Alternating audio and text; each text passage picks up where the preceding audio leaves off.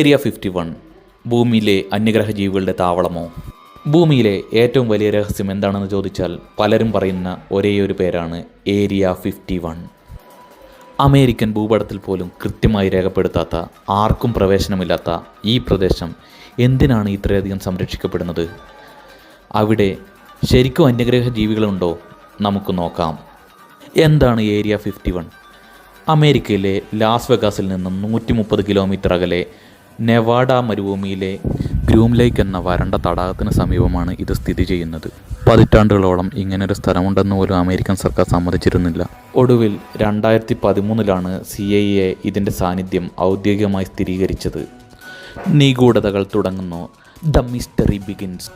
1950 മുതൽ തന്നെ ഈ പ്രദേശത്തിന് മുകളിൽ വിചിത്രമായ പറക്കും തളികൾ കണ്ടതായി അനേകം റിപ്പോർട്ടുകൾ വന്നിട്ടുണ്ട്. 1989 ബോബ് ലസർ എന്ന ശാസ്ത്രജ്ഞൻ നടത്തിയ വെളിപ്പെടുത്തലുകളാണ് ഏരിയ 51 ലോകശ്രദ്ധയിലെത്തിച്ചത്. ഏരിയ 51 അതീവ രഹസ്യമായ S4 എന്ന സെക്ഷനിൽ താൻ ജോലി ചെയ്തുവെന്നും അവിടെ മനുഷ്യൻ നിർമ്മിച്ചതല്ലാത്ത 9 പറക്കും തളികൾ കണ്ടതായും എലമെൻറ്റ് 115 എന്ന വിചിത്രമായ ഇന്ധനം ഉപയോഗിച്ചാണ് അവ പ്രവർത്തിക്കുന്നതെന്നും അദ്ദേഹം വെളിപ്പെടുത്തി. ഇത് വെറും ഭാവനയാണോ അതോ ലോകമറിയാത്ത സത്യമോ? ഇന്നത്തെ കാലത്ത് ഏരിയ 51 അരികിലേക്ക് പോലും ആർക്കും പോകാൻ കഴിയില്ല. നിങ്ങൾ അവിടെ എത്തുന്നതിന് മൈലുകൾക്ക് മുൻപേ സെൻസറുകൾ നിങ്ങളെ തിരിച്ചറിയും.